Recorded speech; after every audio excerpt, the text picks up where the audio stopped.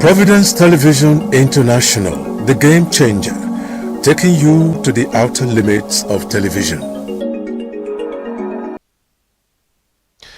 Yes, welcome to another program of World Cup Updates. We're going to have quite a juicy program today, but first of all, messages from our sponsors.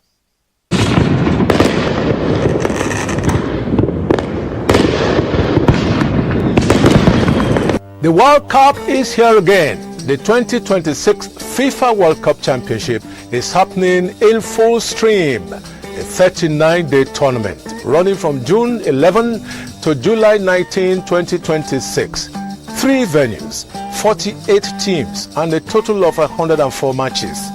It's going to be excitement never before seen in football, with spectacular players showcasing their skills and extraordinary talent. And your frontline station, Providence Television International, will bring you highlights as they unfold on the program World Cup Updates. The program is proudly sponsored by the following: Joe Odu, a great football enthusiast and UK-based public relations consultant. Karam Travels, one of the leading and reliable travel agencies in Nigeria, located at number 66 Airport Road by Akenzoro Junction, Benin City. Professor Peter Eriki, a world-renowned business and finance expert, creating opportunities for young entrepreneurs. Enoche Ogbebo, a name you can't ignore, a global connoisseur of artifacts and promoter of magnificent works of art. Dr. Felix Idahosa, the Chief Executive of Uyi Idahosa Global Ventures, promoting upcoming young musicians by providing financial assistance in records and video productions. Contact address 30 Gapiona Street, Benin City, Edo State. Telephone WhatsApp 1425-750-7027. And lastly, Igbino Odua Desmond Isekure, a remarkable lover of football and member of the Nigerian Democratic Congress, NDC. We thank them for their support and commitment.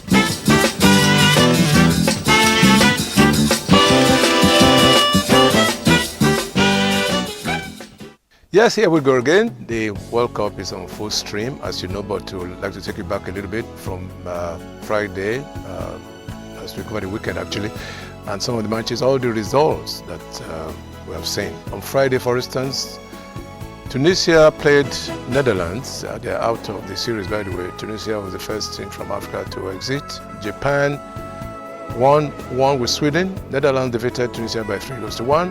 Now, Turkey defeated United States by 3-2.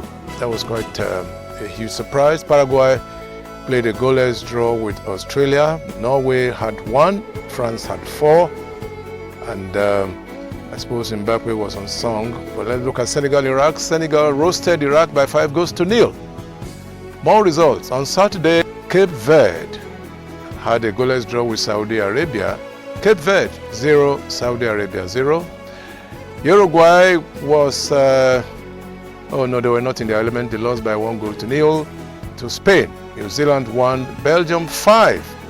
Pleasant result for Belgium. Egypt 1, Iran 1. It's another draw out there. Panama 0, England 2. Croatia 2, Ghana 1. But Ghana qualified all the same. So we are looking at Sunday. Colombia 0, Portugal 0, in spite of the presence of Ronaldo. However, DR Congo had a good win over Uzbekistan at 3-1. Algeria 3, Austria 3. And Jordan had the one of Messi's Argentina at 3 goals against Jordan. But on Monday, what match have seen so far, as at the time of the broadcast, Canada 1, South Africa 0. South Africa is out of the championship. What is interesting here is that Africa produced the first team to exit the group stage, that's Tunisia. Africa also produced the first team to exit the qualifying stage, and that's South Africa. In other words, Canada now has moved into the last 16. Yes, the 31 teams in the knockout stage at a glance. We are saying 31 because South Africa is already out. Otherwise, we could have been talking about 32 teams in the knockout series. Now, where are the teams? The teams are Canada, Brazil, Japan, Germany, Paraguay, Netherlands, Morocco, Ivory Coast, Norway, France, Sweden, Mexico, Ecuador, England, DR Congo, and Belgium. Others are Senegal, United States, one of the three hosts, Bosnia-Herzegovina, Spain, Austria, Portugal, Croatia, Switzerland, Algeria, Egypt, Australia, Argentina, Cape Verde, Colombia, and Ghana. Now, the captain of the Iranian national team, Mehdi Taremi, has criticized FIFA and its president, Gianni Infantino, over their handling of football's biggest tournament. He called the treatment of his team unfair, in quote, adding that many of the Iranian team's critical support staff were denied visas, while teams from other countries had their full support staff on hand. But repeat it. Let's go to other stories. Messi scored again as Argentina completed perfect group stage victories following a 3-1 win over Jordan. He emerged as the top scorer, 6 goals from the group stage. So maybe at the end of the tournament, he might as well be the overall top scorer. Who knows? Anyway, South Africa is the first team to be eliminated from the knockout stage after their defeat by Canada in tense 1-0 encounter. We said that before, as Canada becomes the first country to qualify for the round of 16. So we say congratulations to Canada, one of the 3 hosts of the championship. Meanwhile, South Africa coach Hugo Broos on Sunday made history. At the age of 74 years and 79 days, he became the oldest coach in knockout phase history. Well, that's personally for him, even though his team lost out. Now, Spain winger Yeremy Pino may miss the rest of the World Cup with a suspected broken collarbone. Pino was injured during the closing stages of Saturday's 1-0 victory over Uruguay, having fallen awkwardly on his left shoulder. That's the picture you are showing out there. That's the picture out there.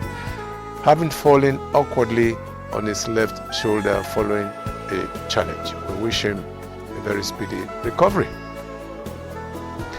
DR Congo qualified for the round of 32 in the 2026 FIFA World Cup after they secured a historic spot in the knockout stages for the first time in their history, defeating Uzbekistan 3-1 in their final group match and advancing as one of the best third-place teams and also one of the teams from Africa.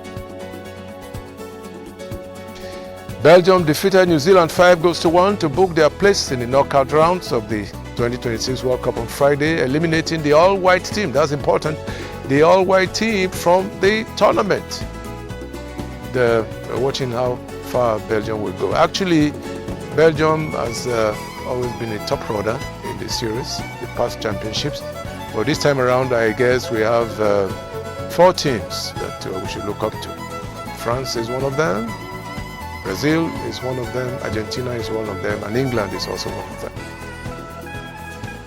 Cape Verde to face Argentina in knockouts after a draw with Saudi Arabia. But that's not all.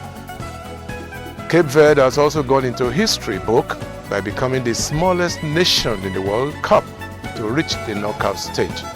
Now, if they beat Argentina, that's a tall order by the way, but it will be the greatest upset ever.